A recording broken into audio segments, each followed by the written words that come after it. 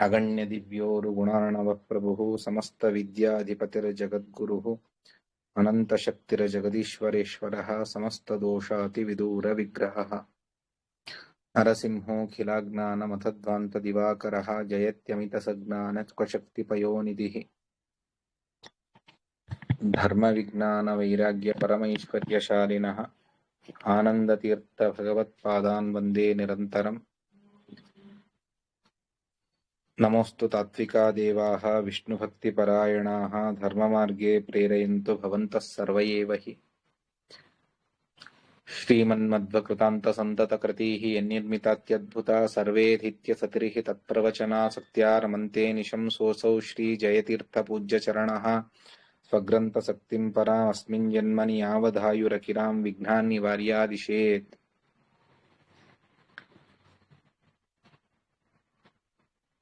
नौमि न्यायसुधादिकृज्ये मुनीन् श्रीपादराट्सन्मणीन् व्यासार्यान् विविधागमब्धिविहरान् श्रीवादिराजानपि वन्देऽहं सवरान् रघूत्तमगुरून् वैदग्ध्यवारां निधीन् श्रीसत्यव्रतराघवेन्द्रमुनिपान् सद्बोधसध्यानपान् सत्याभिनवजो वेदवेत्ता गुरुवर्पिता किलः सत्याधीशो वत्मां निर्जिता शेषमायपुत सत्यधीरकराब्जोत्तः ज्ञानवैराग्यसागरः सत्यज्ञानाख्यतरणिः स्वान्तध्वान्तं निकृन्ततु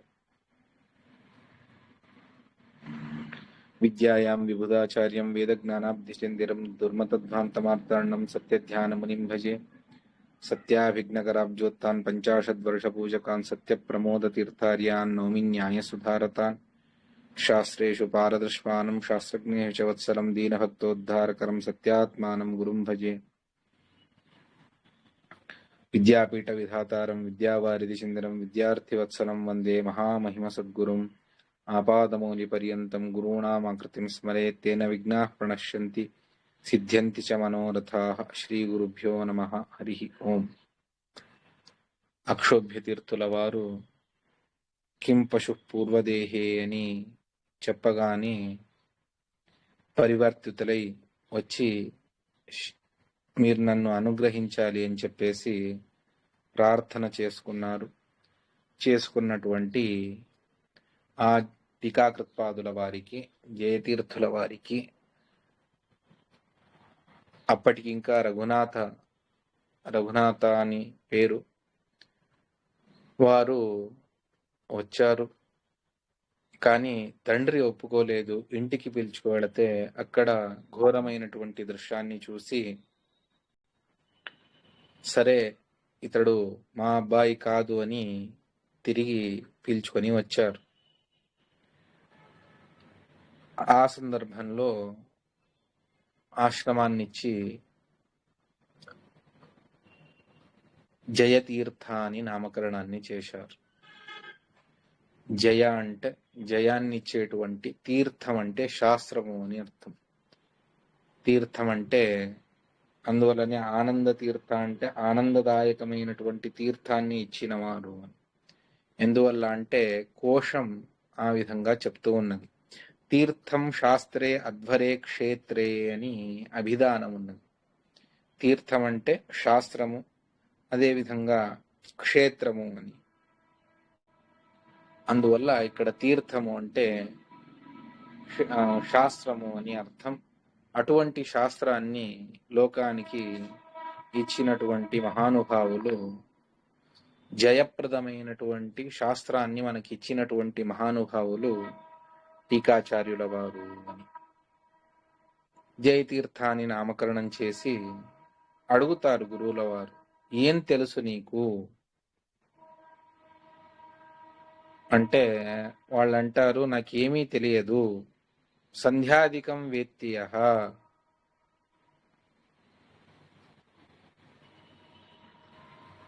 నేను సంధ్యావందనాన్ని మాత్రమే, అంత మాత్రమే నాకు తెలుసు అని వారు చెబుతారు.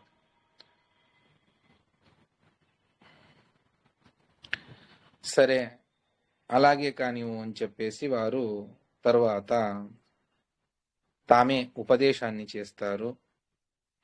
చేసిన తర్వాత సకల శాస్త్రాలను కూడా, ఆ మాటలను స్వయంగా టీకాచార్యుల వారు తామే చెబుతారు. ఎక్కడ అంటే గీతాభాష్య ప్రమేయ దీపిక చివర్లో అక్షోభ్యతీర్థ గురుణ శుకవత్ శిక్షితస్య మే వచోభిరమృతప్రాయైః ప్రీయంతాం సతతం బుధాః అని చివర్లో చెబుతారు. అంటే అక్షోభ్యతీర్థ గురువుల వారు నాకు సాక్షాత్తుగా చిలుకకు చెప్పినట్టు అని మనం అంటాం. ఆ విధంగా నాకు ఉపదేశాన్ని చేశారు శాస్త్ర గ్రంథములను. ఎక్కువ లేదు, కేవలం చాలా తక్కువ సమయం. వారి గురుభక్తి అటువంటిది. తర్వాత వాళ్ళు చెబుతారు, నీ వల్ల చాలా పెద్ద ఒక దివ్యమైనటువంటి శాశ్వతమైనటువంటి కార్యం ఒకటి జరగాలి అని గురువులు అపేక్షిస్తారు. వారి స్వప్న సూచకంగా వారికి చెబుతారు. సరే అని, ఏమిటది అంటే ఈ పీఠాన్ని అలంకరించాలి. వాళ్ళు టీకాచార్యుల వారు వచ్చింది కేవలం శాస్త్రాన్ని అధ్యయనం చేయడానికి మాత్రమే. కానీ గురువులు అంటారు, లేదు, ఈ పీఠాన్ని అలంకరించి శ్రీరామచంద్రుణ్ణి పూజించాలి, అదేవిధంగా మధ్వశాస్త్రాన్ని ప్రవచనం చేస్తూ మీరు వ్యాఖ్యానాన్ని చేయాలి అన్న వెంటనే వారికి కాస్త ఆశ్చర్యం కలుగుతుంది. సరే అని దానికి తర్వాత వారు అంగీకరిస్తారు. కొన్ని రోజులు పాఠం చెప్పేసి అక్షోభ్య తీర్థుల వారు వారిని సంచారం చేయమని పంపిస్తారు. అక్కడ ఎంతో మంది వాదులు, ఆ వాది నిగ్రహాన్ని చేయాలి. ఇప్పుడు గురుతరమైనటువంటి బాధ్యత. వెళతారు, వెళ్ళి వాది నిగ్రహాన్ని కూడా టీకాచార్యుల వారు చేస్తారు. దాన్ని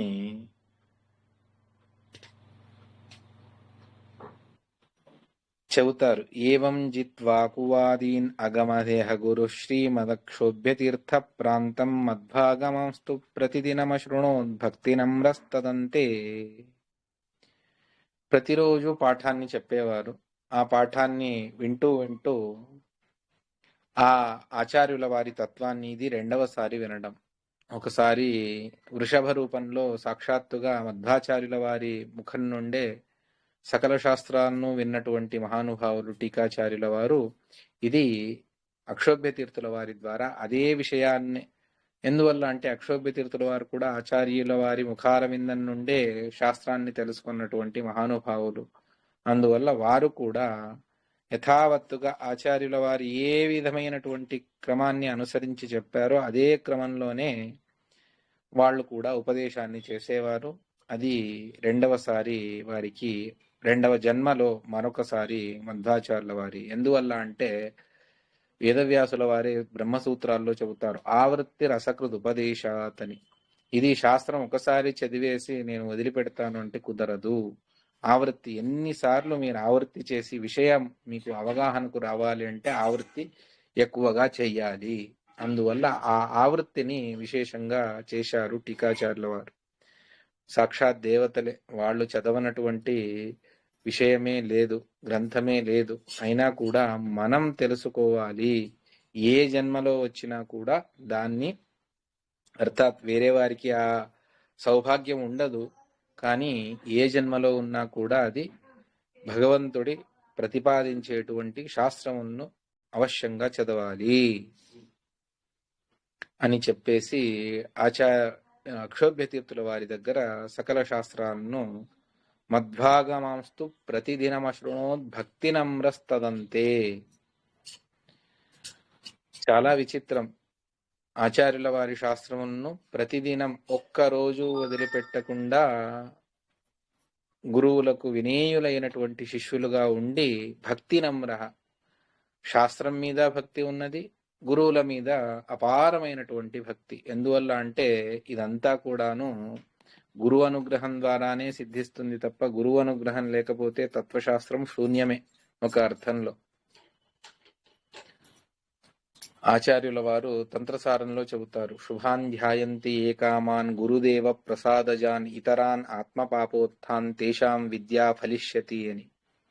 మనకి ఏదేది శుభం జరుగుతుందో అదంతా కూడా గురుదేవతల అనుగ్రహం ద్వారానే జరుగుతుంది. నాకు ఈ ఇతరములు అంటే శుభ వ్యతిరిక్తములైనటువంటి అశుభములు ఏదైతే జరుగుతాయో అవన్నీ నా ప్రారంధం వల్ల నాకు కలుగుతున్నాయి అని ఎవరైతే చింతన చేస్తారో వారికేనే విద్య ఫలిస్తుంది. తేషాం విద్యా ఫలిష్యతి అని ఆచార్యుల వారు చెప్పినటువంటి మాట, మధ్వాచార్యుల వారు. ఇది శాస్త్రమే చెప్పినటువంటి మాట. దాన్ని ఆచార్యుల వారు సంగ్రహించి మనకి ఇచ్చారు. ఆ విధంగా భక్తి నమ్మును, విశేషమైనటువంటి గురుభక్తి, అతి విచిత్రమైనటువంటి వైరాగ్యం. ఆ విధంగా వారి వైరాగ్యం ఎంత అంటే వారు ఇల్లు వదిలి వచ్చేశారు. ఇంట్లో తినడానికి లేదు అని కాదు, ఇంట్లో ఎవరు లేరు అని కాదు, అద్భుతమైనటువంటి రాజపదవి వాళ్లను వరించింది, సమృద్ధమైనటువంటి సంపదలు, భోగ జీవితం అన్నీ ఉన్నాయి, ఉన్నా కూడా దాన్ని పరిత్యజించి వచ్చారు. ఇది నిజమైనటువంటి వైరాగ్యం. కొంతమందికి అది నాకు వద్దు, అది కొనే స్తోమతనే లేదు, అందువల్ల వద్దు అని అంటాం. నాకు ఓన్ ఫ్లైట్ వద్దండి, ఎందుకు, ఆ స్తోమత నాకు లేదు, అందువల్ల నేను వద్దు అని అంటాను. ఎవరైనా ఇస్తే లేదు, దాని అపేక్ష డబ్బులు వస్తే నేను తీసుకుంటాను, అది కాదు. అటువంటి వైరాగ్యం ఉపయోగం లేదు. స్వాభావికమైనటువంటి వైరాగ్యం, సర్వసంగ పరిత్యాగము అన్నటువంటిది ఏదైతే ఉన్నదో దాన్ని మనం ప్రత్యక్షంగా కొంతమందిలో మన పరంపరలో చూస్తాం. సమృద్ధమైనటువంటి అన్నీ ఉండి స్వయం అప్రతిమమైనటువంటి రూప సంపత్తి, యౌవనం అన్ని ఉన్నప్పుడు దాన్ని పరిత్యజించి ఈ భోగ జీవితం ఇది సంసారానికి కారణం, నిజమైనటువంటిది వైరాగ్యము అని తలచి వచ్చారు కదా. ఇది నిజమైనటువంటి వైరాగ్యం. ఎంత చెప్పినా తక్కువే వారి వైరాగ్యానికి. ఆ విధంగా భక్తి, భగవద్భక్తి, గురుభక్తి, విషయ వైరాగ్యం అన్నీ ఉన్నాయి. ఇప్పుడు విశిష్టమైనటువంటి గురువుల ద్వారా సాక్షాత్తు శేషాదీనామగమ్యం తవ ముఖజనితం శాస్త్రం అని మధ్వాచార్యుల ఎదురుగానే చెబుతారు.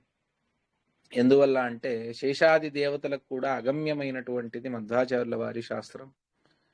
అందువల్లనే మధ్వాచార్యుల వారు ప్రవచనం చేసేటప్పుడు శేషదేవుల వారే వచ్చి ఉపశుశ్రువాంస సనకాది ముని అని 11వ సర్గంలో మధ్వ విజయంలో చెబుతారు. ఫణిరాట్ ఉపశుశ్రువాంస సనకాది ముని. ఫణిరాట్ శేషుల వారే ఆకాశ మార్గంలో వచ్చి వారితో పాటుగా సనక సనందనాదులు కూడా వచ్చి ఆచార్యుల వారు చెప్పేటువంటి భాష్య ప్రవచనాన్ని వినేటువంటి వారు. అంత దివ్యమైనటువంటిది మధ్వాచార్యుల వారి శాస్త్రం. సామాన్యంగా అర్థం కాదు. పుణ్య రాశి ఉండాలి, గురువు అనుగ్రహం ఉండాలి, అంటే తత్వం బోధపడుతుంది, లేకపోతే లేదు. సులభమైనటువంటిది కాదు. ఇది పెద్ద తపస్సు. ఇది తద్ధి తపస్ తద్ధి తపహ అని చెబుతారు. సర్వస్వాన్ని వదిలిపెట్టుకొని దీని కొరకై జీవించాలి, అప్పుడే ఇది సాధ్యపడుతుంది, లేకపోతే లేదు. అటువంటి ఆచార్యుల వారి శాస్త్రాన్ని వారు అధ్యయనం చేస్తారు. ఏవం కాలే వ్యతీతే నిఖిలమధిగతం స్థానమస్మై ప్రదాయ.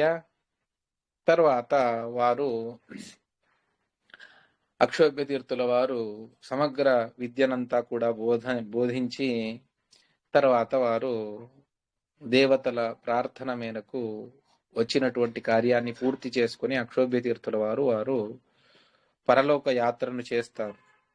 ఇప్పుడు సమగ్రమైనటువంటి సంస్థానం యొక్క బాధ్యత, హంసనామక పరమాత్ముడి పీఠం, బ్రహ్మకరార్చితమైనటువంటి ప్రతిమలు, విశేషంగా మధ్వశాస్త్రాన్ని ఉపదేశం చేసేటువంటి గురుపీఠం అన్నీ కూడా లభించాయి టీకాచార్యుల వారికి, జయతీర్థుల వారికి. ఏవం ప్రాప్తే గురుత్వే హరిచరణయుగం హంసరాజో విచింత్య ప్రాయాత్ దుర్గాలయంచ ప్రతిదినమకరోద్ బుద్ధిమాంస్తత్తపోగ్ర్యం.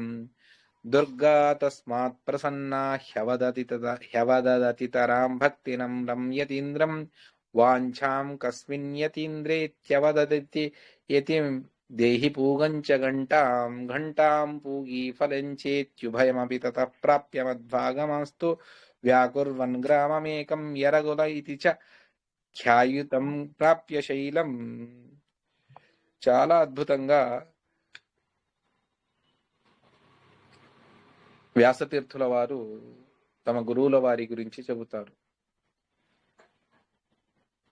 ప్రాప్తమైంది పీఠం తన స్వేచ్ఛానుసారమని ఆలోచన చేయలేదు. గురువులు పెద్ద బాధ్యతను పెట్టారు. ఈ తత్వశాస్త్రాన్ని తర్వాతి తరాలకు తెలియజెప్పేటువంటి గురుతరమైనటువంటి బాధ్యత. అటువంటి ఆ బాధ్యతను తీసుకొని వారు ఇక వ్యాఖ్యానాలను చెయ్యాలి. దానికంటే ముందు దుర్గాదేవి అనుగ్రహం కావాలి అని ఆలోచన చేసి అక్కడే ఉన్నటువంటి ఒక దుర్గాలయానికి వెళ్ళి ప్రతిరోజు కూడా ప్రాచీనమైనటువంటి దుర్గాలయం అక్కడికి వెళ్ళి తపస్సు చేయడం ప్రారంభిస్తారు టీకాచార్యుల వారు. ఘోరమైనటువంటి తపస్సు చేస్తారు. ఏ విధంగా అంటే ఏ భోగ సామగ్రి కూడా వాళ్ళ దగ్గర లేకుండా చూసుకుంటారు. కేవలం ఎండి తామే కింద పడ్డటువంటి ఆకులను మాత్రమే తిని పంచగవ్యాన్ని స్వీకరించి వారు ఉదరం భరిరాసపత్ర పూగైర్భువి పన్నైరపి పంచగవ్యయోగైః అచిరేణ సరస్వతి ప్రసన్నా యతివర్యే సమబుద్ధరి ప్రణున్నా అని చెబుతారు. ఈ విధంగా వ్యాస జయతీర్థ విజయంలో ఈ మాటలను చెబుతారు. ఎంత విచిత్రము అంటే పచ్చిది ఏది కూడా తినకూడదు అని చెప్పేసి ఎండిపోయినటువంటి ఆకులు దాన్ని తిని అది పెద్ద తపస్సు అని ఆలోచన చేసి అటువంటివి తిని పంచగవ్యాన్ని స్వీకరించి వారు ఆ దుర్గాదేవిని తపస్సు చేస్తారు. దుర్గాదేవి సరస్వతి ఇద్దరూ ప్రత్యక్షమై ఒక ఘంట అంటే లేఖనిని ఒక పూగ ఫలాన్ని ఒక పోక చెక్కను ఇస్తారు. ఆ పోక చెక్కను ప్రతినిధిగా అక్కడ పెట్టి వీళ్ళు రాస్తూ వెళ్ళాలి. ఆ విధంగా దుర్గా అనుగ్రహాన్ని సంపాదించుకొని వచ్చి సరే ఎక్కడ కూర్చొని ఈ గ్రంథ వ్యాఖ్యానాలను చెయ్యాలి అన్నటువంటిది. ఒకసారి వారు తపస్సు చేస్తూ ఉండగా శేషదేవుల వారు కూడా వస్తారు. ఎందువల్ల అంటే శేషో వ్యాఖ్యాన గోచర అని శాస్త్రం చెబుతుంది. అటువంటి శేషదేవుల వారు వచ్చి వారి నాలుక మీద వారు నర్తన చేసి అర్థాత్ అనుగ్రహాన్ని చేసి వెళతారు. శేషావేశం కూడా వారికి విశేషంగా ఉన్నది. ఈ విధంగా వారు దేవతా అనుగ్రహాన్ని సంపాదించి పూర్వరంగం అంతా కూడా సిద్ధం చేసుకొని వారు ఎక్కడ కూర్చొని రాయాలి అంటే జననిబిడ ప్రదేశం ఉంటే అవ్వదు. జనులందరూ వస్తారు. ముద్రా మంత్రాక్షతలు తీర్థము అని వచ్చేస్తారు. అలా కాకుండా ఏకాంతం కావాలి అని చెప్పేసి వారు ఆలోచన చేసి వారి ఉత్తమమైనటువంటి ఒక స్థలాన్ని చూసుకుంటారు. అది ఎరగోళ అన్నటువంటి గ్రామం. అక్కడ వెనుకటికి శంఖముని తపస్సు చేసినటువంటిది. ఎందువల్ల అంటే ఉత్తమమైనటువంటి మహానుభావులు ఉన్నటువంటిదైతే అది క్షేత్రం అని అనిపించుకుంటుంది. ఆ శంఖముని అక్కడే ఉండి తపస్సు చేసినటువంటిది. అటువంటి తపోభూమినే వీరికి కార్యక్షేత్రం. వీరి యొక్క తపోభూమి కూడా అవును. శిష్య సమేతంగా అక్కడికి వెళతారు. చూస్తే అక్కడ ఒక సహజంగా ఏర్పడినటువంటి గుహ. ఆ గుహలో కూర్చొని అక్కడ చీకటిగా ఉంటుంది. అటువంటి చీకటిలోనే సమగ్రమైనటువంటి లోకానికి ప్రకాశాన్ని అందింపజేశారు టీకాచార్యుల వారు. ఏ విధమైనటువంటి వ్యవస్థ అక్కడ ఉండదు. అక్కడ ఇప్పటికీ పోవడానికి భయం వేస్తుంది. అటువంటి ప్రదేశం అది. అటువంటి ప్రదేశంలో వాళ్ళు వెళ్ళి కూర్చుని అక్కడ వాంగ్మయ తపస్సును చేస్తారు. దివ్యమైనటువంటి గ్రంథాలను లోకానికి అందజేస్తారు. శిష్యులందరూ కూడా అక్కడే ఉండాలి. ప్రతిరోజు కూడా వారి యొక్క చరిత్రను చాలా అద్భుతంగా వివరణ చేస్తుంది వ్యాసతీర్థుల వారి జయతీర్థ విజయం. గ్రామమేకం ఎరగుల ఇతి చ ఆఖ్యాయుతం ప్రాప్య శైలం. ఎరగోళ అన్నటువంటి గ్రామానికి వెళ్ళి తత్ప్రాంతస్థోతదర్యాం రఘుపతి మనిషం పూజయన్నంబుపత్రైః అన్నాచ్చిష్యోపనీతాద్యతివరతిలకో యావనాలాదువాస. ఉదయం 3:30కు లేచి అక్కడే పెద్ద సరోవరం ఉన్నది. ఆ సరోవరం యొక్క మహత్వం కూడా చాలా విశిష్టం. అటువంటి సరోవరంలో స్నానం చేసి వచ్చి తాము నిర్మాల్య విసర్జన అంతా కూడా చేసి మహామంత్రాలను అక్షోభ్య తీర్థుల వారు తమకు అనుగ్రహించినటువంటి ఆచార్యుల వారు తంత్రసారంలో చెప్పినటువంటి విశిష్టమైనటువంటి మంత్రాలను సిద్ధి చేసుకొని, అర్థాత్ నిరంతరం భగవంతుణ్ణి ఆరాధన చేస్తూ జపం చేసుకుంటూ తర్వాత సూర్యోదయ కాలానికి వారు శిష్యుల్ని పిలిచి వారికి పాఠాన్ని చెప్పాలి. సర్వమూల గ్రంథాలను పాఠం చెప్పేవారు. ఎప్పటి వరకు అంటే సూర్యుడు మధ్య అర్థాత్ నెత్తి పైన వచ్చేటువంటి వరకు, ఆ సమయం వరకు అంటే 11 గంటల వరకు, 11:30 వరకు కూడా పాఠం చెప్పేవారు. చెప్పి మళ్ళీ 12ంటికి వెళ్ళి మళ్ళీ స్నానాన్ని ఆచరించి అక్కడే దొరికేటువంటి అంబుపత్రైహి, తులసి, అక్కడ ఏ పూలు పుష్పాలు దొరుకుతాయో యోగ్యమైనటువంటివి వాటినే తీసుకొచ్చి భగవంతుడికి పూజ చేసి, శిష్యులు ఆ ఎరగోళ గుహ పైన ఉన్నది, కింద ఊరున్నది, ఆ ఊరికి వెళ్ళి అక్కడ ఉన్నటువంటి జనుల దగ్గర భిక్షను తీసుకుని రావాలి.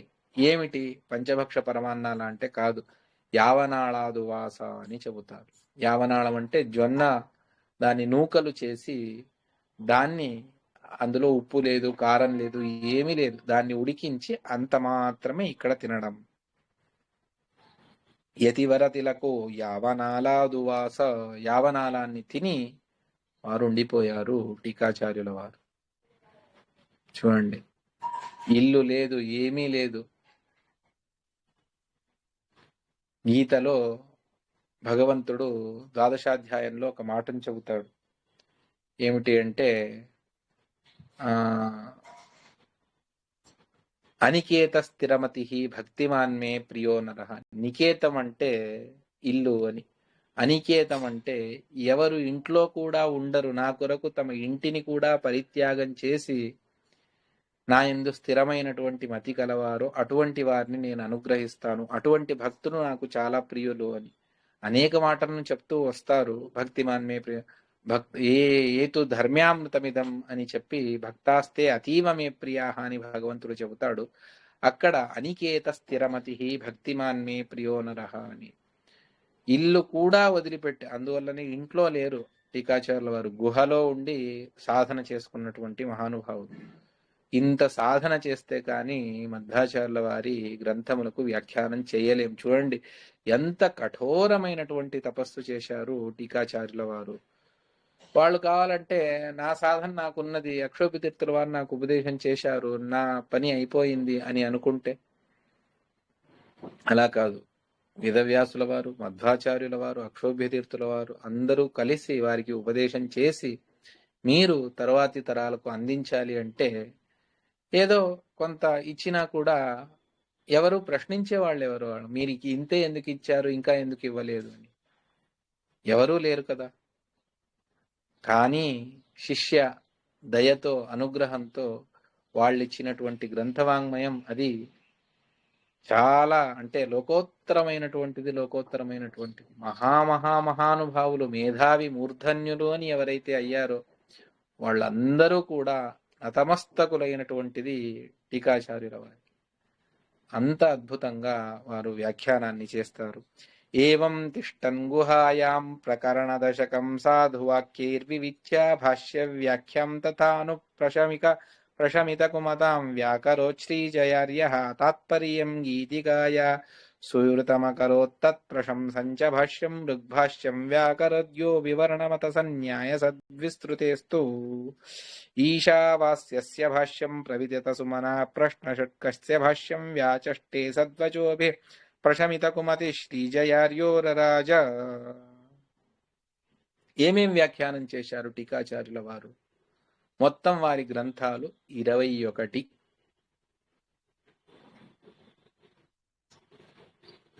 అందులో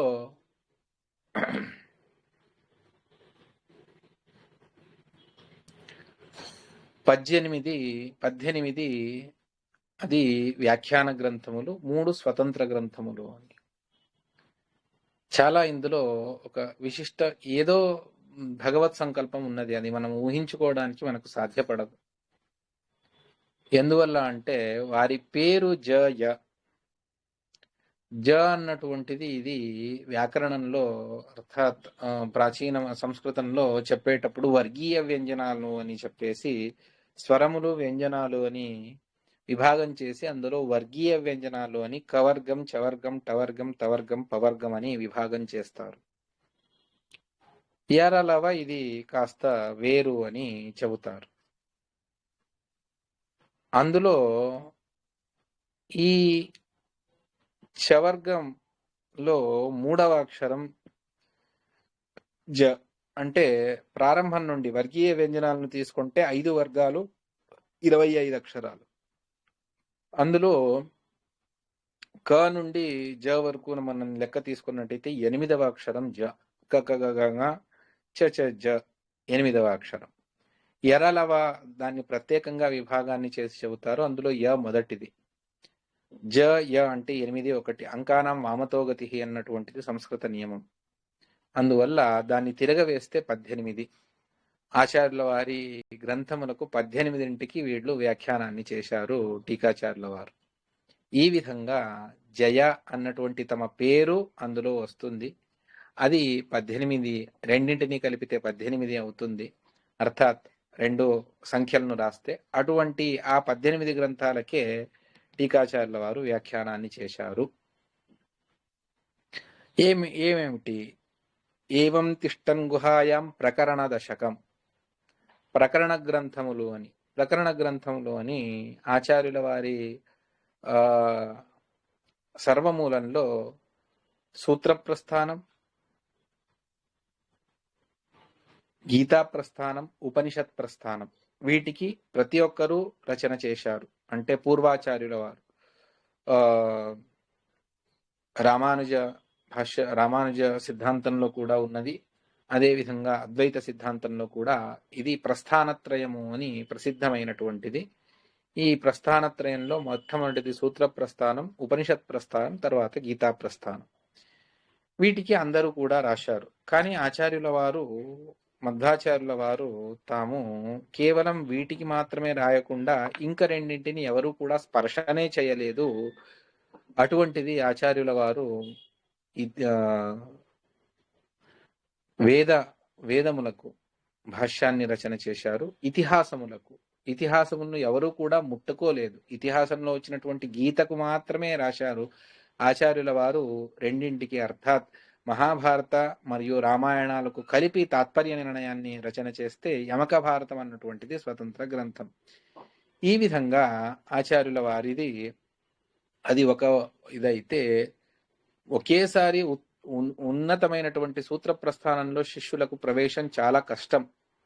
ప్రారంభంలో వేదాంతాన్ని అధ్యయనం చేసేటువంటి వారికి అటువంటిదంతా కూడా బోధించడం కష్టము అని ఆ మూల సిద్ధాంతంలో ఉన్నటువంటి అక్కడక్కడ ఉన్నటువంటి విషయాలను సంగ్రహం చేసేటువంటి ఒకటి, ఆ సంగ్రహం చేసి ప్రకరణ గ్రంథాలను అని ఆచార్యుల వారు రచన చేసి పెట్టారు.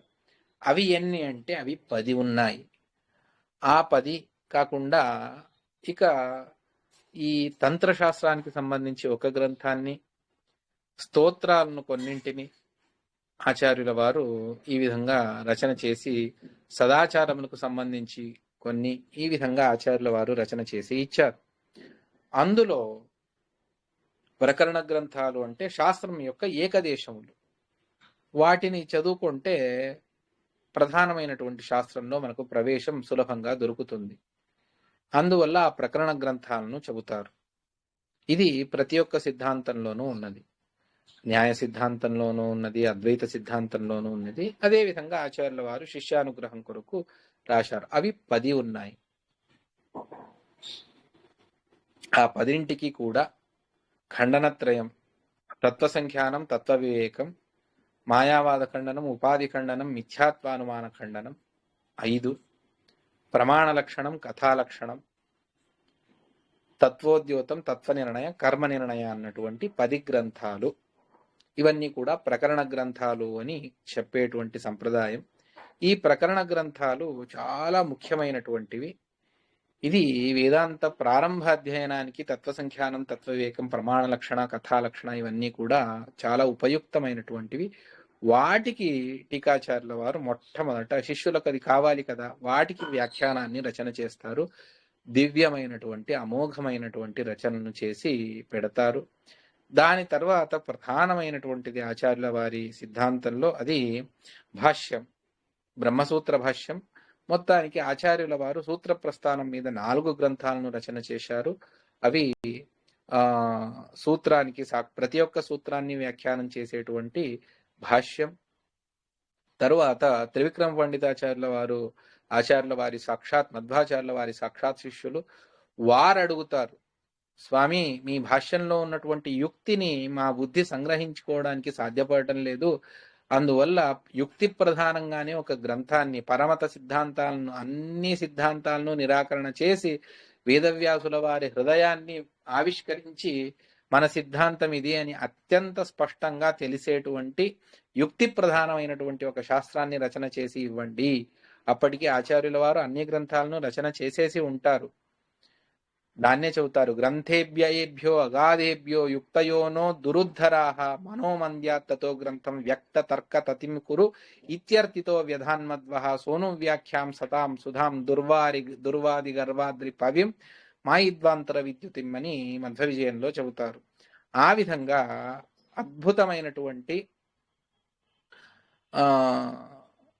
అనువ్యాఖ్యానాన్ని 19 అర్థాత్ 1-9 దాని శ్లోక సంఖ్య. అటువంటిది శిష్యులను కూర్చోబెట్టుకొని శిష్యులకు ఒకేసారి చెప్పేస్తారు. ఒక శిష్యుడికి ప్రథమాధ్యాయం అర్థమవుతే ప్రథమాధ్యాయాన్ని రచన చేసుకుంటారు, ఇంకొకరికి అది ద్వితీయార్థ. అన్ని శ్లోక రూపంలోనే ఉన్నటువంటిది ఆ అనువ్యాఖ్యానం. దానిపైన నిర్మితమైనటువంటిది అద్భుతమైనటువంటి శ్రీమన్యాయసుధా గ్రంథము. వీటికి అన్నింటికీ కూడా పద్మనాభ తీర్థుల వారు రచన చేసి పెట్టారు. కానీ అది అత్యంత సంక్షేపం. భాష్యం ఎంత సంక్షేపము, భాష్యంలో 4 వాక్యాలు ఉంటే ఇందులో 6 వాక్యాలు ఉంటాయి. 6 భాష్యంలో 4 పదాలు ఉంటే ఇందులో 6 పదాలు మాత్రమే ఉంటాయి. అంత సంక్షేపంగా. ఎందుకు అంటే అప్పుడు మా ఆచార్యుల వారి ముఖం నుండే విన్నటువంటి వారికి ఆ విషయాలన్నీ బోధపడతాయి. ఎక్కడ సందేహం ఉంటుందో అక్కడ మాత్రమే పరిహారం చేస్తూ వారు ప్రాచీన శైలిలో రచన చేశారు. కానీ టీకాచార్యుల వారి సమయానికి ఆ ప్రాచీన పరంపర అంతా కూడా వాళ్ళందరూ కూడా వెళ్ళిపోయారు, ఎవరూ లేరు. అందువల్ల శిష్యులకు ఇంకా విశేషంగా వారికి లోతైనటువంటి అవగాహన కావాలి, విశిష్టంగా శాస్త్రసిద్ధి కావాలి అని చెప్పేసి విస్తారంగా టీకా ప్రపంచాన్ని అర్థాత్ మధ్వాచార్యుల వారి హృదయాన్ని ఆవిష్కరించినటువంటిది. అటువంటి దశ ప్రకరణలు, సూత్రభాష్యం, అదేవిధంగా అనువ్యాఖ్యానం, మరొకటి న్యాయ వివరణము అని. ఇది కూడా చాలా విశిష్టమైనటువంటిది. ఆ అధికరణంలో ఉన్నటువంటి పూర్వపక్ష న్యాయమేమి, సిద్ధాంత న్యాయమేమి అని చెబుతూ వెళతారు. ఆ న్యాయవరణాన్ని కూడా ఆచార్యుల వారే రచన చేసింది. మరొకటి సంక్షేప భాష్యము, అణుభాష్యము అని పిలుస్తాం. అందులో సూత్ర ప్రస్థానంలో 4 ఉంటే అందులో 3ంటికి టీకాచార్యుల వారు తమ అద్భుతమైనటువంటి భాష్యం మీద తత్వప్రకాశిక అని రచన చేశారు. అదేవిధంగా అనువ్యాఖ్యానం మీద గ్రంథరాజమైనటువంటి శ్రీమన్యాయ సుధా గ్రంథం. ఇంత విస్తారమైనటువంటి తత్వ ప్రపంచంలో, దార్శనిక ప్రపంచంలో ఇంత విస్తారమైనటువంటి గ్రంథం మరొకటి లేదు. అంత విస్తారంగా టీకాచార్యుల వారు పరమతాలను విమర్శ చేశారు, స్వసిద్ధాంతాన్ని చెప్పారు. ఆచార్యుల వారి మాటలకు అనేక విధాలుగా వ్యాఖ్యానాన్ని చేస్తారు. ఒక్క అనువ్యాఖ్యానంలో ప్రారంభంలో జిజ్ఞాసాధికరణంలోనే వస్తుంది, ప్రత్యక్షవచ్చ ప్రామాణ్యం స్వతయే ఆగమస్యహి అని. దానికి సుమారు వ్యాఖ్యానాలను 20కి పైగా వ్యాఖ్యానాలను టీకాచార్యుల వారు ఒకే వాక్యానికి అనేక విధాలుగా టీకాచార్యుల వారి అద్భుతమైనటువంటి క్రమం అక్కడ మనకు గోచరిస్తుంది. ఆ విధంగా ప్రత్యక్షవచ్చ ప్రామాణ్యం స్వతయే ఆగమస్యహి అని. తరువాత అన్యథాఖ్యాతి ఉందా లేదా అన్నటువంటిది ఒక ఇది. అన్యథాఖ్యాతి విపరీత జ్ఞానమే, భ్రాంతి జ్ఞానమే లేదు అని చెప్పేసి ప్రాభాకర సిద్ధాంతం. మీమాంసలో ఏకదేశం వారు చెప్పేటువంటి మాట. వారికి ఆ అన్యథా జ్ఞానమే లేదు, అది గ్రహణ స్మరణాత్మకమైనటువంటి రెండు జ్ఞానములు అని వారు చెబుతారు. దాన్నే రామానుజ సిద్ధాంతం వారు కూడా అనుసరిస్తారు. న్యాయ సిద్ధాంతం వారు చెబుతారు భ్రాంతి జ్ఞానం ఉంది, కానీ అందులో మనకు తెలిసేటువంటి వస్తువు అన్యత్ర సత్యము అని. ఇప్పుడు నదీ తీరంలో ఇసుక ఉంది, దానిపైన అక్కడక్కడ ఈ శుక్తి అని గవ్వలాగా పడి ఉంటుంది. దాన్ని చూస్తే దూరం నుండి దానిపైన సూర్యరశ్మి పడితే అది కాస్త మెరుస్తూ ఉంటుంది. దాన్ని చూస్తే అది వెండి అని అనిపిస్తుంది.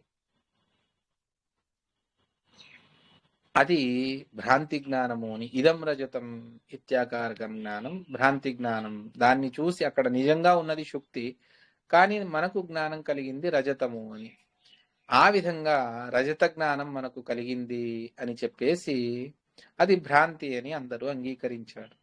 కానీ అక్కడ మనం చూసినటువంటి రజతం ఇది సత్యమా అసత్యమా?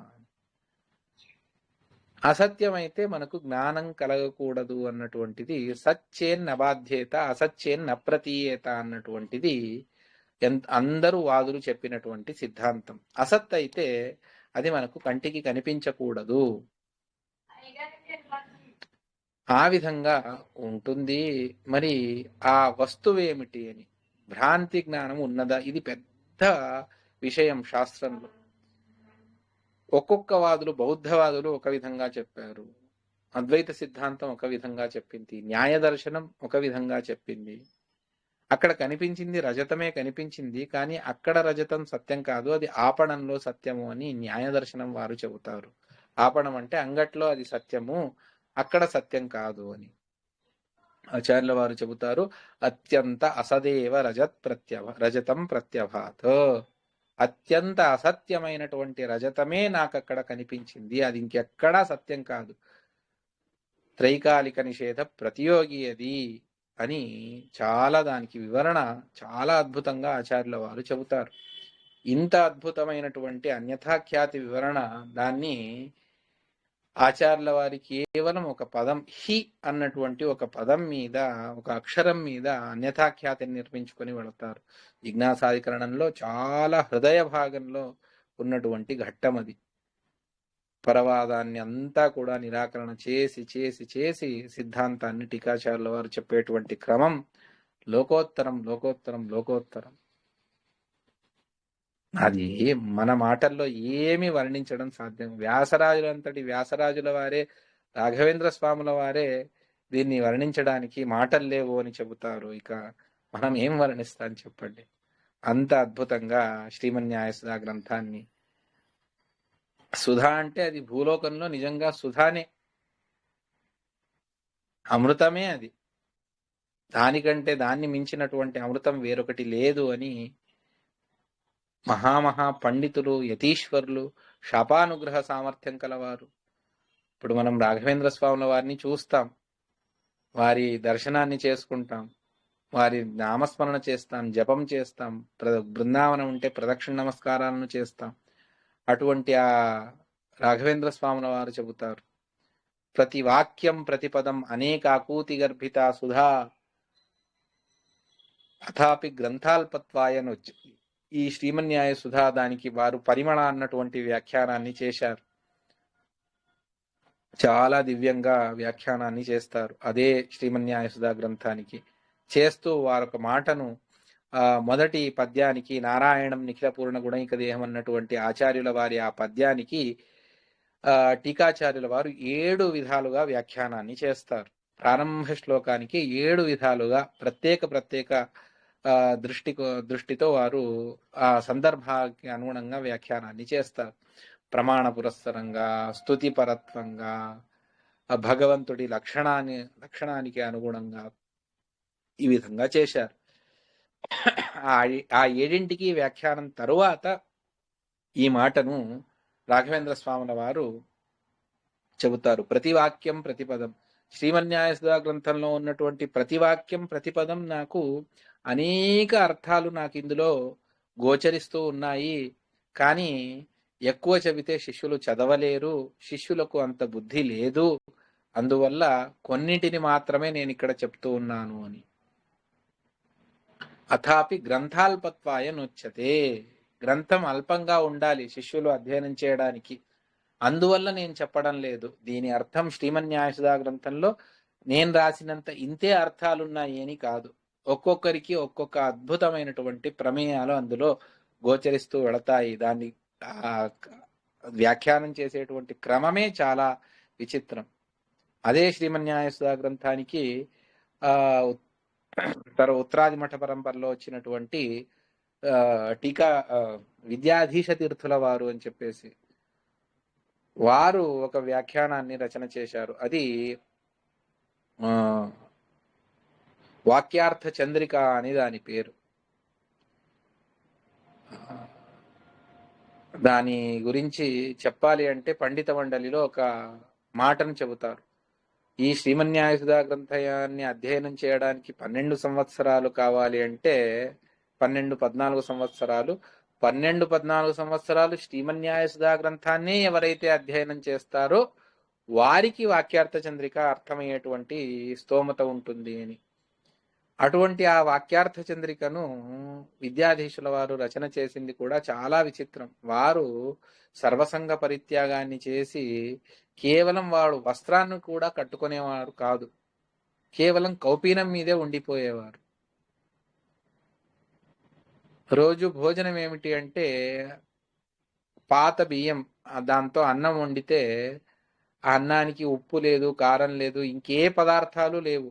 ఆ రాముల వారికి సమర్పణ చేసినటువంటి తులసి, ఆ ఒక తులసి ఒక ముద్ద, చిన్న చిన్న ముద్దలు, దాన్ని తీసుకొని దాన్ని తినడం, ఇంతే.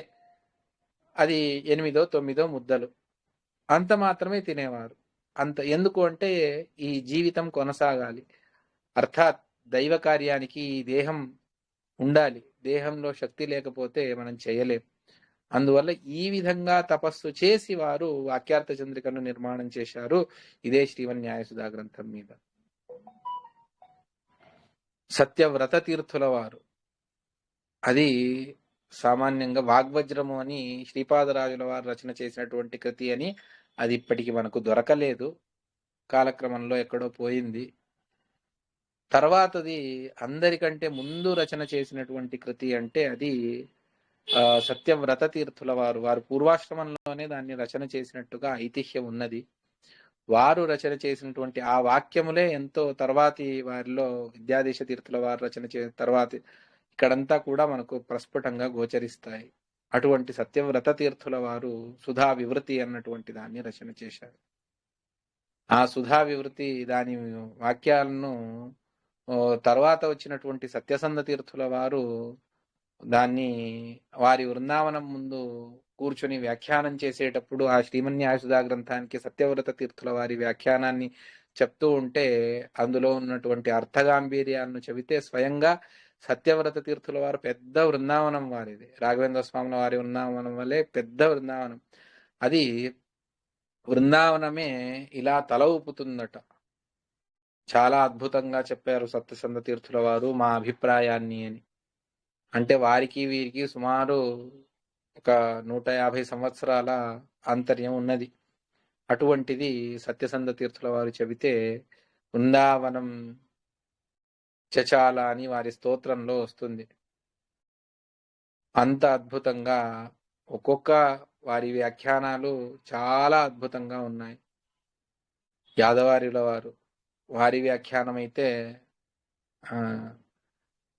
సుధాయాం అద్వితీయోహం యాదుపత్యే విశేషత అని ఉడుపి ప్రాంతంలో అంతా కూడాను ఈ మాట చాలా ప్రచలితంగా ఉండేది. ఏమిటి అంటే నాకు సుధాలో పాండిత్యం ప్రధానం కాదు, యాదుపత్యంలో పాండిత్యం. అంటే యాదుపత్యంలో పాండిత్యం వస్తే అంటే యాదవార్యుల వారు అని రాఘవేంద్ర స్వాముల వారి సమకాలీనులు, వారి గ్రంథం వారి వ్యాఖ్యానం అందులో పాండిత్యం వస్తే నిజంగా సుధాలో పాండిత్యం వచ్చినట్టుగా అని పండిత మండలి అంతా కూడా తెలుసుకునేటువంటి సంప్రదాయం.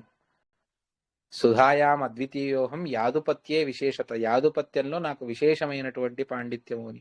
అంత అద్భుతంగా యాదవార్యుల వారు తాము రచన చేసినటువంటి సుధా వ్యాఖ్యానం.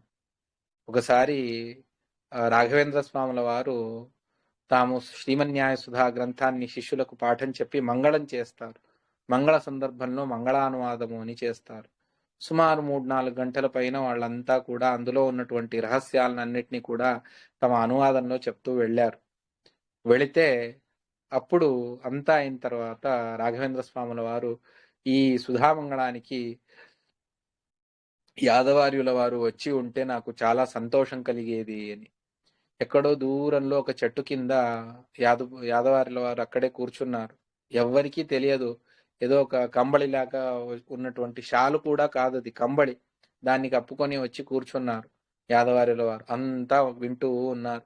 ఈ మాట అంటూనే లేచి నిలబడి నమస్కరించి వాళ్ళు సన్యాసులు, స్వామి యాదప్ప, నేను ఇక్కడే ఉన్నాను, మీది ప్రవచనం అంతా కూడా విన్నాను, మీ అనువాదం అంతా కూడా విన్నాను అంటే రాఘవేంద్ర స్వాముల వారు నేను చేసినటువంటి సుధా అనువాదానికి యాదవార్యుల వారు ఉంటే నేను సంతోషించేవాడిని అని వారు అనాలి అంటే వాళ్ళ ఔదార్యం, వాళ్లకు యాదవార్యుల వారి మీద ఉన్నటువంటి గౌరవం ఎటువంటిది, వీరికి వారి మీద ఉన్నటువంటి భక్తి ఎటువంటిది.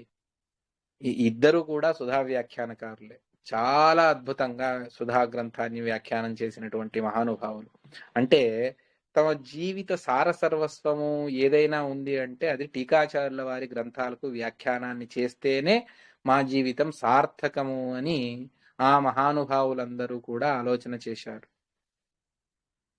రాత్రి నిద్ర లేకుండా నిద్రాహారాలు మానేసి టీకాచార్యుల వారి గ్రంథాలను వారు అధ్యయనం చేశారు అన్నటువంటిది మనం ఇతిహాసంలో వింటాం. ఇదంతా ఎందుకు చెప్పడానికి వచ్చాను అంటే టీకాచార్యుల వారి శ్రీమన్యాయ సుధా గ్రంథం అంత విశిష్టమైన, దాని మీద ఒక స్తోత్రాన్నే రచన చేశారు మాదనూరు విష్ణుతీర్థుల వారు అని. మహానుభావులు భాగవత సారోద్ధారం షోడశి చతుర్దశి ఈ గ్రంథాలను రచన చేసినటువంటి ఆ విష్ణుతీర్థుల వారు సత్యవరతీర్థుల వారి శిష్యులు.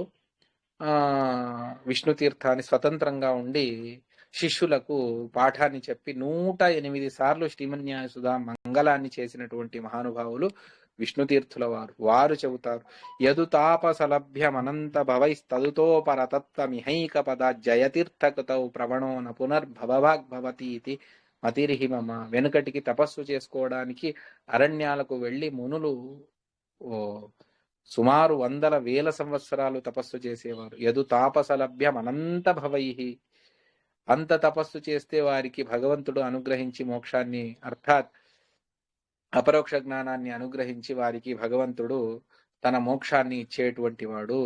మరి ఈ కాలంలో అంత తపస్సు చేయలేం కదా అంటే అవసరం లేదు, మీరు అరణ్యానికి వెళ్ళవలసిన అవసరం లేదు, నిరంతరంగా శ్రీమన్యాయ సుధా గ్రంథాన్ని మీరు అధ్యయనం చేయండి, పాఠ ప్రవచనాన్ని చేయండి. అందులో ఒక పదాన్ని మీరు సరిగ్గా యదు తాపసలభ్యమనంత భవై తదుతో పరతత్వమిహ ఏకపద జయతీర్థకృతౌ ప్రవణ. ఆ టీకాచార్యుల వారి గ్రంథంలో ప్రావణ్యాన్ని, ఇదే సర్వస్వమని తలచినటువంటి వ్యక్తికి మళ్ళీ ఆ వ్యక్తి ఈ సంసారంలోకి రాడు. పునర్భవభాగ్భవతి ఇది మతిర్న పునర్భవభాగ్భవతి ఇది మతిర్హి మమ అని చెబుతారు. సుందరమైనటువంటి దివ్యమైనటువంటి స్తోత్రం, 8-10 శ్లోకాలున్నాయి. చాలా అద్భుతంగా చెబుతారు. ఏమి కావాలన్నా శ్రీమన్యాయ సుధా గ్రంథం ద్వారా వాదిరాజుల వారు ఒక గుర్వర్ధ దీపిక అన్నటువంటి వ్యాఖ్యానాన్ని రచన చేశారు. అందులో ప్రారంభంలో ఒక మాటను చెబుతారు, వారికి పర్యాయానికి చాలా 2 సంవత్సరాలు పర్యాయం జరగాలి, దానికి భోజనాదులకు అన్నింటికీ కూడా వ్యవస్థ కావాలి కదా, మరి అంత డబ్బు అదంతా కూడా ఎలా అన్నప్పుడు వారికి స్వప్న సూచితమై మీరు శ్రీమన్యాయ సుధా గ్రంథాన్ని పాఠం చెప్పండి, దాని ద్వారానే మీకు అంతా లభిస్తుంది అని. సరే అని వాళ్ళు ఎక్కడికి వెళ్లకుండా అఖండంగా పాఠ ప్రవచనాలను శ్రీమన్యాయ సుధా గ్రంథాన్ని పాఠం చెప్పారు, విశేషంగా చెప్పారు. చెబితే రాజమహారాజులు తెచ్చి వాళ్ళకి ఇచ్చేస్తారు 2 సంవత్సరాలకు అయ్యేంత. అప్పుడు వారు ఆ శ్రీమన్యాయ సుధా గ్రంథానికి ఒక వ్యాఖ్యానాన్ని రచన చేశారు, గుర్వర్ధ దీపిక అని. అందులో మొట్టమొదటి వాక్యం ఇదే, శ్రీకరోయం గ్రంథ తత్ర వయమేవ సాక్షిణః. ఈ గ్రంథం శ్రీకరమైనటువంటిది, మీకు కావలసింది అంతా కూడా ఇస్తుంది, దానికి నేనే సాక్షి, వేరే ఎవరో కాదు అని. ఆ విధంగా అంత అద్భుతంగా గురువర్ధ దీపికలో వారు చెబుతారు. వాదిరాజస్వాముల వారు, విజయేంద్ర స్వాముల వారు బిందు అన్నటువంటి గ్రంథాన్ని రచన చేశారు. ఈ విధంగా ప్రతి ఒక్కరూ కూడా మహానుభావులు దానికి మన్నారి కృష్ణాచార్యులు చషక అన్నటువంటిది అత్యంత జటిలమైనటువంటి శ్రీమన్యాయసుధ వ్యాఖ్యానం అది. ఇందాక చెప్పాను కదా, విద్యాధీశ తీర్థుల వారి వాక్యార్థ చంద్రిక, దానికి ఒక వ్యాఖ్యానం వాక్యార్థ రత్నమాల అన్న సుధా గ్రంథ వ్యాఖ్యానానికి వ్యాఖ్యానం అది వాక్యార్థ రత్నమాల అని. కేశవాచార్యుల వారు ఆ వాక్యార్థ చంద్రిక విద్యాధీశ తీర్థుల వారు 5 అధికరణాలకు మాత్రమే రాస్తే శేషవాక్యార్థ చంద్రిక అని వారు రచన చేసి సమగ్ర శ్రీమన్యాయసుధా గ్రంథానికి శేషవాక్యార్థ చంద్రికను రచన చేశారు పాండురంగి కేశవాచార్యుల వారు. ఎంత అద్భుతమైనటువంటి ప్రమేయాలను సంగ్రహం చేస్తారు నిజంగా ఆ శ్రీమన్యాయసుధా గ్రంథంలో. ఇక్కడ సమస్య, ఒక్కొక్కసారి సమస్య అని కూడా మనకు అర్థం కాదు, ముందుకు వెళ్ళిపోతాం, అయ్యయ్యో అని ఆగిపోయినప్పుడు మళ్ళీ వెనక్కి వస్తే వాళ్ళు ఇక్కడ ఈ సమస్య వస్తుంది, అందువల్ల దీనికి పరిహారాన్ని టీకాచార్యుల వారు ఈ విధంగా చూపించారు అని మనకు చెబుతారు. ఇది ఆ గ్రంథ వైశిష్ట్యం. అందువల్లనే మన పరంపరలో ఎంత శ్రీమన్యాయసుధా గ్రంథానికి విశిష్టత ఉన్నది అంటే, దాన్ని పాఠం చెప్పకుండా భగవంతుణ్ణి ముట్టుకునేటువంటి అధికారం లేదు అని. అంటే మన పీఠంలో, ఉత్తరాది మఠ పీఠంలో భగవంతుణ్ణి పూజించాలి అంటే ఒక వాక్యమైన శ్రీమన్యాయసుధా గ్రంథాన్ని పాఠం చెప్పినే వాళ్ళు మూలరాముణ్ణి ముట్టుకోవాలి, లేకపోతే ముట్టుకోరాదు. అందువల్ల 2 ఏకాదశుల ఉపవాసం తర్వాత మరుసటి రోజు ద్వాదశి కూడా స్వాముల వారు 2 శిష్యులనైనా కూర్చోబెట్టుకొని ఒక 4 వాక్యాలు శ్రీమన్యాయసుధా గ్రంథాన్ని పాఠం చెప్పి పూజకు వెళతారు. మళ్ళీ భోజనం విశ్రాంతి తర్వాత ఆ పాఠ ప్రవచనాన్ని ముందుకు తీసుకెళ్తారు. రోజు ఉదయం అయితే మధ్యాహ్నం భోజనం ఉంటుంది కాబట్టి ఉదయం సుమారు 2-3 గంటలు పాఠం చెబుతారు. మినిమం 1 గంట అయినా పాఠం చెబుతారు శిష్యులకు. ఇది వారు పెట్టుకున్నటువంటి నియమం. అంత విశిష్టమైనటువంటిది శ్రీమన్యాయసుధా గ్రంథం. అనువ్యాఖ్యానానికి టీకాచార్యుల వారు ఏ సందర్భంలో, ఏ ముహూర్తంలో, ఏ విధంగా రచన చేశారు ప్రారంభంలోనే చెబుతారు. నశబ్దాబ్దౌ గాఢా నచ నిగమ చర్చా సుచతురా నచ న్యాయే ప్రౌఢా నచ విదిత వేద్యా అపి వయం పరం శ్రీమత్పూర్ణ ప్రమతి గురుకారుణ్య సరణిం ప్రపన్నామాన్యస్మః కిమపి చ వదంతోపి మహతాం. మాకు లోకంలో మర్యాదని ఇచ్చింది, గౌరవం ఇచ్చింది మీరు వ్యాకరణంలో మాకు పాండిత్యం ఉంది అని కాదు, వేదాంతాలను మేము చర్చ చేస్తాము అందులో నైపుణ్యం ఉన్నది అని కాదు, న్యాయశాస్త్రంలో అద్వితీయమైనటువంటి ప్రౌఢిమ ఉన్నది అని లోకం మాకు గౌరవం ఇవ్వలేదు.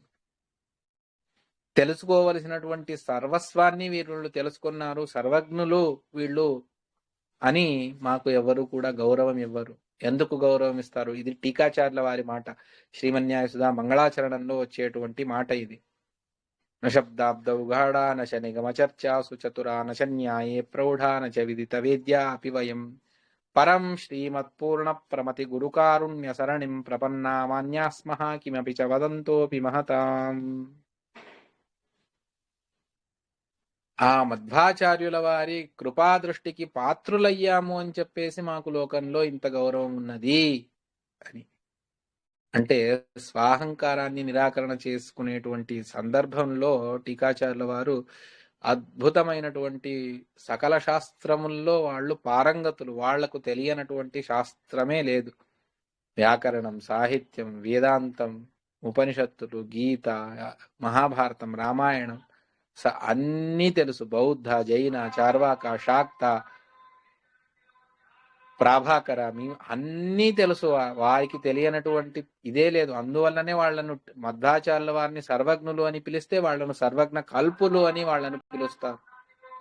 అటువంటి ఆ సర్వజ్ఞ కల్పులైనటువంటి టీకాచార్యుల వారు చెబుతారు, నాకు ఇంత పాండిత్యం ఉన్నది అని లోకం ఎవరు కూడా నన్ను చూడదు, కానీ మధ్వాచార్యుల వారి అనుగ్రహాన్ని సంపాదించినటువంటి వారు, అందువల్ల మాకు లోకంలో మర్యాద ఉన్నది, విశిష్టంగా ఇంతమంది శిష్యులందరూ కూడా మాకు గురుభక్తిని చేస్తారు. దానికి మూల కారణం పరం శ్రీమత్ పూర్ణ ప్రమతి గురు కారుణ్య సరణిం ప్రపన్నాహ.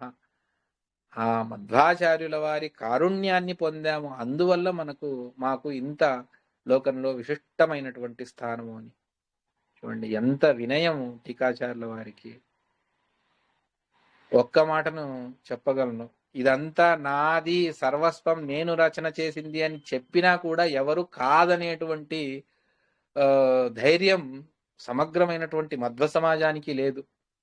టీకాచార్యుల వారు ఇదంతా నా సొంతంగా నేను చేసింది అని చెప్పుకున్నా కూడా కాదు అనేటువంటి ధైర్యం ఎవరికీ లేదు. ఎందువల్ల ఆ గ్రంథమే ఆ విధంగా ఉన్నది. అంత విశిష్టమైనటువంటి గ్రంథం అది. కానీ టీకాచార్యుల వారు ఎక్కడా కూడా ఇది నేను చేసింది అని చెప్పుకోకుండా మా గురువు అనుగ్రహంతో ఏదో చేశాను. చివరిలో కూడా ఒక అద్భుతమైనటువంటి మాటను చెబుతారు. ఇవాళ సమయం అయిపోయింది, రేపు ఆ మాటను తెలుసుకుందాం. చాలా టీకాచార్యుల వారు దానిపైన రాఘవేంద్ర స్వాముల వారు ఒక మాటను చెబుతారు. ఆ రెండింటిని తెలుసుకుంటే నిజంగా ఇది ప్రారంభంలో వచ్చేటువంటి మాట, చివరిలో ఒక మాట వస్తుంది 4వ అధ్యాయం సమాప్తి సందర్భంలో. ఈ విధంగా శ్రీమన్యాయ సుధా గ్రంథాన్ని న్యాయ వివరణకు ప్రథమాధ్యాయ తృతీయ పాదం పూర్వపక్షం వరకు కూడా వారు వ్యాఖ్యానాన్ని చేసింది. తర్వాత దాన్ని ఇక భావబోధకారులు అర్థాత్ రఘుత్తమ స్వాముల వారు తర్వాత దానికి వ్యాఖ్యానాన్ని చేశారు. వారు కూడా టీకాచార్యుల వారిని వర్ణన చేస్తారు, ఎంత అద్భుతంగా చేస్తారు.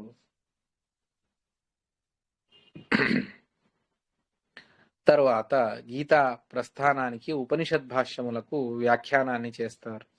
ఉపనిషద్ భాష్యముల్లో గీతా ప్రస్థానం మీద 2 గ్రంథాలు ఆచార్యుల వారు రచన చేసింది. ఒకటి గీతా భాష్యం, మరొకటి గీతా తాత్పర్యము అని చెప్పేసి. ఆ రెండింటిని కూడా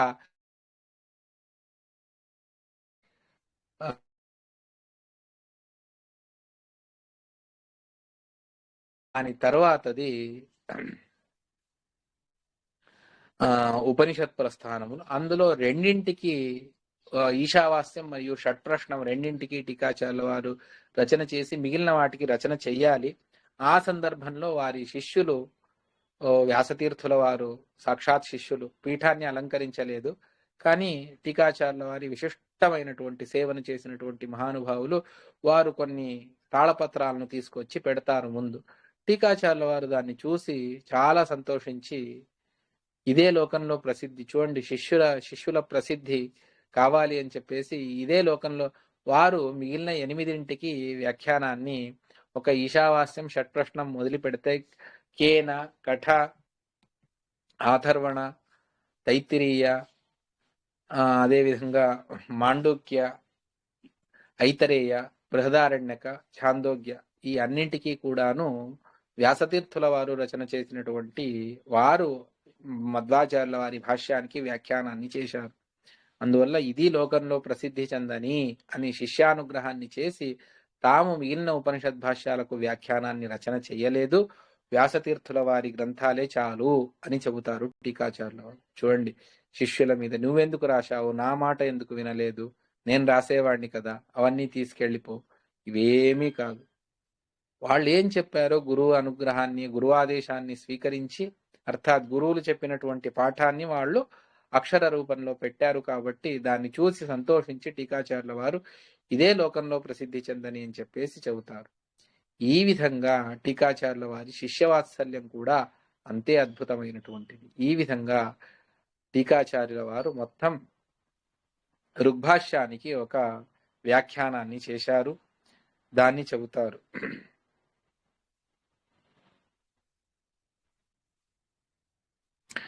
ఏవం తిష్టన్ గుహాయాం ప్రకరణ దశకం సాధు వాక్యైర్వివిచ్య భాష్యం వ్యాఖ్యాం తథాను ప్రశమిత కుమతాం వ్యాకరోచ్శ్రీజయార్యః తాత్పర్యం గీతికాయాః సువివృతమకరోత్ తత్ప్రశంసంచ భాష్యం ఋగ్భాష్యం వ్యాకరోద్యో వివరణమత సన్యాయ సద్విస్తృతేస్తు ఈశావాస్యస్య భాష్యం ప్రవితత సుమనా ప్రశ్నషట్కస్య భాష్యం వ్యాచష్టే సద్వచోభిః ప్రశమిత కుమతి శ్రీజయార్యోరరాజ. ఈ విధంగా 18 మధ్వాచార్యుల వారి గ్రంథాలకు అద్భుతంగా వ్యాఖ్యానాలను చేసి మిగిలిన గ్రంథాలను ఈ మార్గంలో మీరు తెలుసుకుంటూ వెళ్ళండి అని ఆదేశించి వెళ్ళారు. ఇది టీకాచార్యుల వారి వ్యాఖ్యానం. అతీ విశిష్టంగా చేశారు. తర్వాత 3 స్వతంత్ర గ్రంథాలు. ఒకటి ప్రమాణ పద్ధతి అని మధ్వాచార్యుల వారి ప్రమాణ లక్షణానికి ప్రతిబింబం లాంటిది. అంటే అనువ్యాఖ్యానంలో అక్కడక్కడ ఆచార్యుల వారు చెప్పినటువంటి దాన్నంతా కూడా సంగ్రహం చేసి ప్రమాణ పద్ధతిని శిష్యులకు ప్రారంభంలో వారికి కష్టమవుతుంది అని బాలానాం బోధసిద్ధయే, అందువల్ల ప్రమాణ పద్ధతిని రచన చేశారు. మరొకటి వాదావళి, ఆచార్యుల వారి మిథ్యాత్వానుమాన ఖండనం, తత్వోద్యోతం, తత్వనిర్ణయం అనువ్యాఖ్యానంలో ఆచార్యుల వారు అద్వైత సిద్ధాంతాన్ని ఖండన చేయడానికి ఈ యుక్తులనైతే తీసుకొని చెప్పారో దాని యొక్క విస్తృతమైనటువంటి రూపం అది వాదావళి.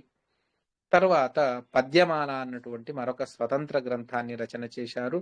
అది ఆచార్యుల వారు తంత్రసారంలో చెప్పినటువంటి పూజా విధానం ఏ విధంగా చెయ్యాలి అన్నటువంటి దాన్ని పద్య రూపంలో, టీకాచార్యుల వారి అన్ని గ్రంథాలు వాక్య రూపంలో ఉంటే ఇదొక్కటి మాత్రం పద్యమాల, పద్య రూపంలో ఉన్నటువంటిది. అటువంటి పద్యమాలకు కూడా టీకాచార్యుల వారి అద్భుతమైనటువంటి వ్యాఖ్యానం ఉన్నది. ఈ విధంగా వారు తమ వ్యాఖ్యానాలను రచన చేశారు టీకాచార్యుల వారు. 18 వ్యాఖ్యాన గ్రంథాలు, 3 స్వతంత్ర గ్రంథాలు, మొత్తం 21 గ్రంథాలు. వారు ఉన్నటువంటి సమయం, పీఠం మీద ఉన్నటువంటి సమయం కూడా 21 సంవత్సరాలు. అందులోనూ వారి సంచారం ఇప్పటి లాహోర్ వరకు కూడా వాళ్ళు వెళతారు. తక్షశిల, అహ్మదాబాదు అక్కడంతా కూడా సంచారం చేస్తూ పరవాది నిగ్రహాన్ని చేసినటువంటి మహానుభావులు. ఆ చరిత్రనంతా కూడా మళ్ళీ రేపటి రోజు వీలైతే ఇంకా ఒక్కరోజు ఎక్స్టెండ్ చేసుకుని ఎల్లుండి కూడా వాళ్ళ ఉత్తరారాధన ఉంటుంది కాబట్టి అవాళ కూడా తెలుసుకునేటువంటి ప్రయత్నాన్ని చేద్దామని చెబుతూ ఇవాల్టి ప్రవచనం ఇక్కడితో. శ్రీకృష్ణార్పణమస్తు. కాయేన వాచా మనసా ఇంద్రియైర్వా బుద్ధ్యాత్మనా వా అనుసృత స్వభావం కరోమి యద్యత్ సకలం పరస్మై నారాయణాయేతి సమర్పయామి. శ్రీకృష్ణార్పణమస్తు. హరయే నమః.